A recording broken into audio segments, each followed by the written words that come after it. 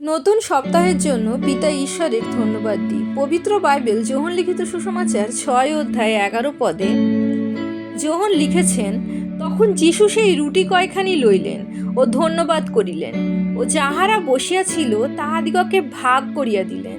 সেই রূপে মাছ কয়টি হইতেও তাহারা যত ইচ্ছা করিল দিলেন। পবিত্র আত্মার সহভাগিতা প্রার্থনা করি বিষয়টি বোঝার জন্য। যখন প্রভু যীশু তার বাক্য মানুষের কাছে বলছিলেন, সেই শিক্ষা গ্রহণ করার জন্য, তার কথা শোনার জন্য, সুস্থ হওয়ার জন্য অনেক মানুষ ভিড় করেছিল, যা আমরা দেখতে পাই যোহন লিখিত সুসমাচার 6 অধ্যায়। এবং যে স্থানে তিনি ছিলেন সেখানে খাদ্যের কোনো জোগাড় ছিল না।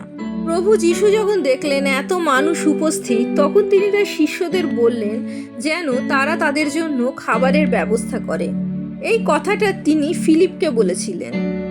আমরা দেখি ফিলিপ তার উত্তরে বলেন, উহাদের জন্য 200 সিকির রুটিও এরূপ যথেষ্ট নয় যে প্রত্যেকজন কিছু কিছু পাইতে পারে।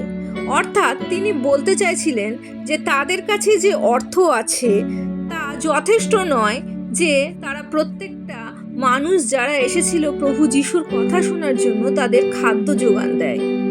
পিতরের ভ্রাতা আন্দ্রিয় একখানা বালককে নিয়ে আসলেন, যার কাছে 5খানা রুটি আর 2টি মাছ আছে। প্রভু যীশু যখন বলেছিলেন সেই মানুষগুলোর খিদে পেতে পারে, তখন ওই বালকটিরও কিন্তু খিদে পেতে পারে। কিন্তু আমরা দেখি সেই বালকটির কাছে যে খাবার আছে সেই খাবারটি নিয়েই সে প্রভু যীশুর কাছে আন্দ্রিয়র সাথে এসেছিল। যা কিছু আছে তাই নিয়ে সে এসেছিল আন্দ্রিয়র সাথে। আর বালকটি যে নিজের ইচ্ছা এসেছিল, আন্দ্রিয় তাকে ডেকে আনেনি, তার প্রমাণ আমরা এখান থেকে পাই যে বালকটিকে নিয়ে আসার সত্ত্বেও সেই আন্দ্রিয়র মনে সন্দেহ ছিল। কারণ সে বলেছিল, এখানে একটি বালক আছে, তাহার কাছে যবের 5খানা রুটি ও 2টি মাছ আছে, কিন্তু এত লোকের মধ্যে তাহাতে কি হইবে?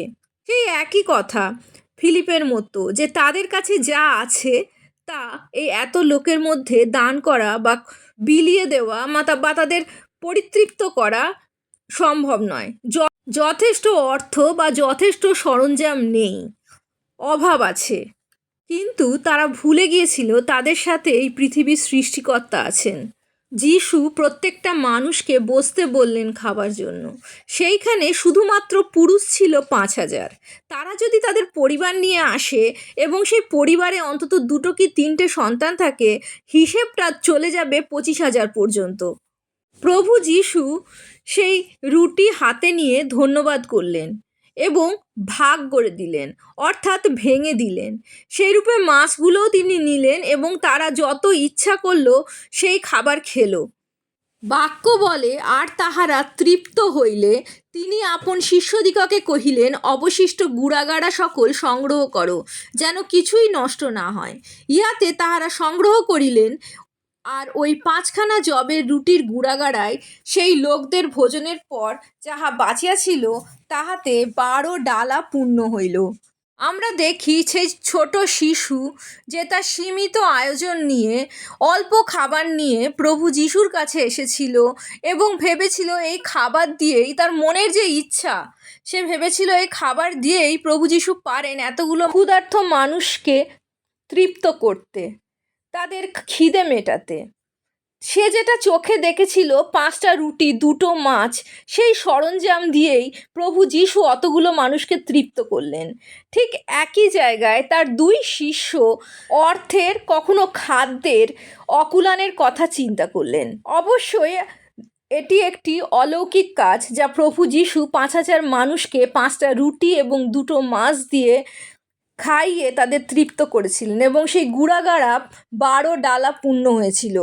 কিন্তু এই ঘটনার মাধ্যমে আমরা এক নির্দেশ পাই, এক দিশা পাই, যে আমাদের আয়োজন, আমাদের সরঞ্জাম যত অল্পই হোক না কেন, আমাদের মনের ইচ্ছা যদি বৃহৎ হয় আর আমরা সেই কামনা নিয়ে, সেই ইচ্ছা নিয়ে যখন প্রভু যীশুর কাছে আসি, তার রাজ্য বিস্তারের ইচ্ছা নিয়ে যখন আমাদের যা কিছু আছে তার কাছে সমর্পণ করি, সে অর্থ হোক, সময় হোক, ট্যালেন্ট হোক, তা যত সীমিতই হোক না কেন, তা তিনি কাজে লাগান এবং তার মাধ্যমে কত মানুষের উপকার হয়। প্রভু যিশু কী করলেন?